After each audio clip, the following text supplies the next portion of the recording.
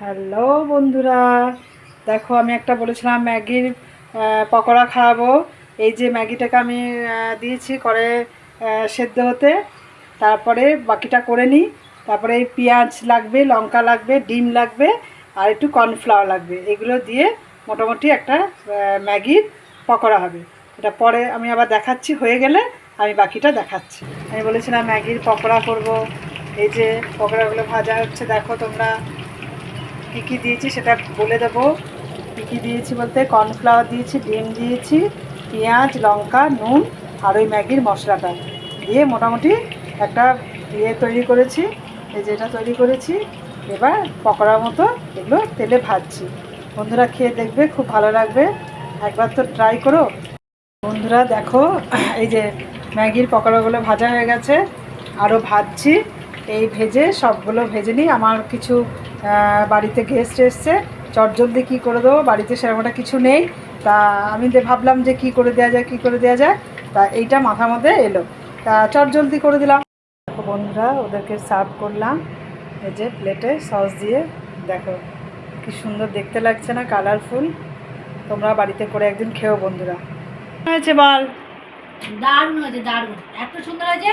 সবার আগে আমার খাওয়া শেষ, আমি পুরো ফিনিশ করে দিয়েছি। দারুণ হয়েছে, জাস্ট ওয়াও হয়েছে। যে ম্যাগি দিয়ে এত সুন্দর একটা যে পকোড়া বানানো যায় আমি সত্যিই জানতাম না। দারুণ হয়েছে দিদিভাই, দারুণ। আচ্ছা, বাড়িতে একদিন করে খাবি, ঠিক আছে।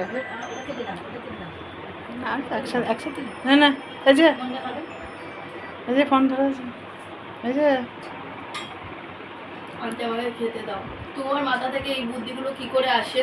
এই ডিম কি সব, আমি ভেবেছি চিকেন ওই মাছের পকোড়া ভেবেছিলাম। তোকে বললাম না মাছের পকোড়া, নেড়ে মাছ টাছ হবে, পকোড়া বানিয়েছে। তারপরে বললো না ভাই, আমি দেখছিলাম ম্যাগি দিয়ে কিছু বানিয়েছে। তোমার মাথায় এইসব বুদ্ধি কোথা থেকে আসে? এরকম খাবার হতে পারে আমার সত্যি আইডিয়া নেই। আমার তো সেই লাগছে, আমি সবার থেকে একটা একটা অলরেডি খেয়ে নিয়েছি, আমারটাও খেয়েছি, প্লাস আমার আন্টি আমাকে দুটো দিয়ে গেছে, সেটাও খাচ্ছি। কথা বলতে পারবো না। দুর্দান্ত হয়েছে খেতে। ভাবতে পারিনি যে ম্যাগি দিয়ে এইরকম একটা বড়াও বানানো সম্ভব হয়। সেটা আন্টি করেছে, দারুণ খেতে হয়েছে। প্রথমে তো নিশা আমার থেকে নিয়েই নিয়েছে, আমার চন্দ্রাদিক থেকে। তারপরেও আন্টি এত সুন্দর একটা জিনিস। আমি একটা কথা বলে দিচ্ছি আন্টি তোমাকে, হ্যাঁ, তুমি এসব লোক খুব দেখাচ্ছ খাবারের। তোমার বাড়িতে যখন তখন এসে খাবারের হামলা করবো, তখন ভালো লাগবে? অবশ্যই ভালো লাগবে। তুমি এই যে টেস্টি আগের বারে বিরিয়ানি একদম চলে আসবে, ফিশ বাটার ফ্রাই এইসব খাইয়েছে, মুখে লেগে আছে, আবার এইসব খাওয়াচ্ছে। কোথায় থেকে বুদ্ধি আসে? এত ভালো ভালো রেসিপি বানাচ্ছ, তুমি কিন্তু একটা ফাস্টফুডের দোকান খুলতেই পারো। ঠিক আছে, চেষ্টা করবো, তোমার হাতে কিন্তু মানে কাস্টমার হবে আমরা আর নিশা। না, চেষ্টা করবো। সবাই এখন খাবে, এত টেস্টি। আমি অনেস্টলি বলছি, ওনার হাতের খাবার অসাধারণ, অনেক টেস্টি। কেউ যদি বিশ্বাস না হয় একবার ট্রাই করতেই পারে। ঠিক আছে, থ্যাংক ইউ। সত্যি কথা।